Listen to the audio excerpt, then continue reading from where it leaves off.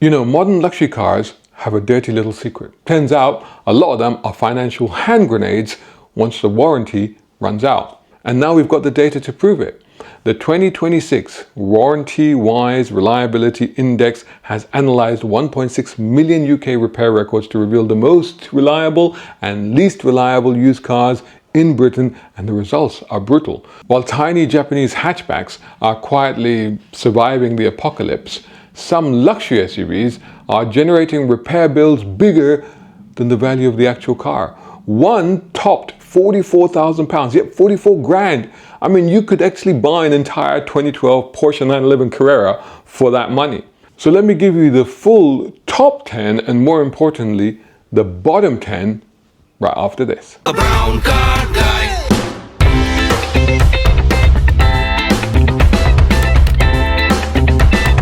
Brown car guy. So in this video, we are looking at the best and the worst, and also we reveal the awkward reality about why modern cars seem to be getting less reliable. You see, the more complicated they get, the more expensive they get, the more terrifying they become once that warranty runs out.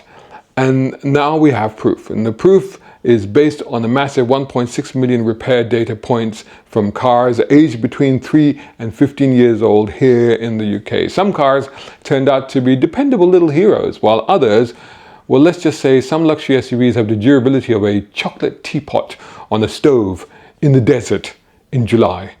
Now, before anybody rushes to the comment section armed with pitchforks and a photo of their perfectly reliable Range Rover that's done 300,000 miles without any issues, let's just explain the criteria of this. So this isn't an opinion-based thing. This isn't some bloke down the pub that said, my cousin's mate had one and it exploded. No, this is based on real-world repair request data collected between 2023 and 2026, analyzing over 1.6 million data points, as I've said, from vehicles on warranty plans across Britain. The scores take into account repair frequency, cost, age, mileage, and labor times. So while no car is perfect, this gives us a pretty good snapshot of what ownership is really like once the honeymoon phase ends with new cars. And immediately one thing jumps out. Simple cars win, complicated luxury cars lose. So, drum roll please. The most reliable used car in Britain for 2026 is the mighty little Toyota Yaris with a score of 89.2 out of 100. The Yaris is the automotive equivalent of that reliable mate who always turns up on time, never complains, never causes drama, and somehow still looks relatively fresh after 15 years. It's cheap to run, easy to maintain, brilliantly engineered, and not overloaded with unnecessary complexity. Its average repair bill is under £900, and that's less than some premium brands will charge you just to look at the car whilst sucking air through their teeth. If you found this video useful or entertaining, support the Brown Car Guy channel at these links, hit like, leave a comment, and make sure you're subscribing. How about second place? Well, that went to the Kia Picanto, which also deserves enormous credit. This tiny little city car boasts average repair bills of little over £400, about a tenth of that top bill on Warrantywise's list. How about the rest of the top 10? Well, it includes the Toyota Aygo, the Toyota RAV4, Peugeot 108, a Toyota Hilux, Citroen C1, Suzuki Vitara, Kia Ceed, and the brilliant little Suzuki Swift. As you can see, Japanese brands dominate, small cars dominate, and sensible engineering dominates. But when we get to the other end of the table, the motoring equivalent of opening your banking app after a night out at the Sushi Kanasaka restaurant in London, Google it, you'll be shocked. That's what you have to put up with. So without fanfare this time, the least reliable used car in Britain, according to the index, is the Land Rover Discovery with a score of just 17.2 out of 100. Ouch. Behind it sits the BMW 7 Series, Mercedes-Benz S-Class, Audi A7. Man, that is so disappointing. What's happened to these great German brands? Anyway, to continue, the Range Rover Velar, Range Rover Sport, BMW X5, Land Rover Discovery Sport, BMW X7, and the new Land Rover Defender 110. It's a real shame because people love these vehicles, and with good reason. They're comfortable, fast, luxurious, capable, technologically impressive, and genuinely desirable. The problem is complexity.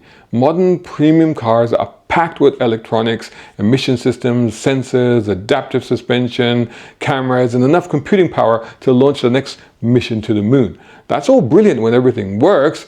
It's less brilliant when it doesn't, because according to Warrantywise, average repair bills across these lower ranked vehicles commonly exceeds £2,000. The most expensive repair request, as I've already mentioned, was a staggering $44,401 on the Land Rover Discovery Sport. At that point, you don't repair the car, you chuck it off a cliff and hold a funeral for it.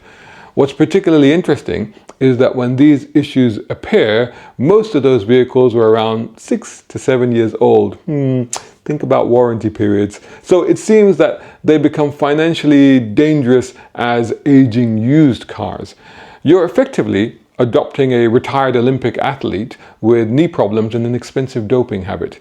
Every extra system is another potential failure point that's waiting to happen. Meanwhile, the humble Toyota Yaris is just sitting there quietly surviving everything and just carries on doing your bidding. BrownCarGuy's latest novel is an all-action spy thriller. Get Silent Ruin now on Amazon or Kindle Unlimited.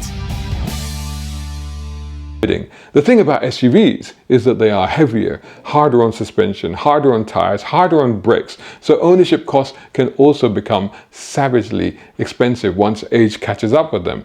Now, none of this means that you should never buy a luxury SUV or a luxury car, far from it, because these cars are brilliant. But it does mean that you should buy carefully. Check servicing history religiously, budget properly, and understand that a cheap luxury car is often cheap for a reason. That £15,000 luxury SUV bargain can quickly become a £30,000 emotional support crisis. Meanwhile, boring, sensible hatchbacks continue quietly conquering the world, and honestly, there's something quite admirable about that.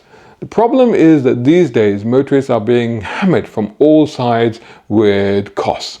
Insurance, taxes, rocketing prices at the pump thanks to Trump's pointless war in the Middle East. So the last thing that motorists need further is unexpected repair bills in the hundreds or even the thousands. So reliability surveys, research and data, all of this is becoming more relevant and more important than ever. But the truth is that the most straightforward, fuss-free cars from reputable companies that tend to invest in over-engineering are proving to be the answer. Of course, that doesn't mean that you can't have an SUV or even go anywhere ability, because don't forget that Toyota Hilux, RAV4 and Suzuki Vitara are all in the top 10 most reliable. It's perhaps no surprise that in the last James Bond movie, No Time to Die, 007 beat a fleet of brand new Land Rover Defenders in a 1990s Toyota Land Cruiser Prado. Anyway, what do you think? Would you stick with reliable and sensible, or risk it all for massage seats and the longevity of a one-night stand? Let me know in the comments, and I'll catch you all in the next video.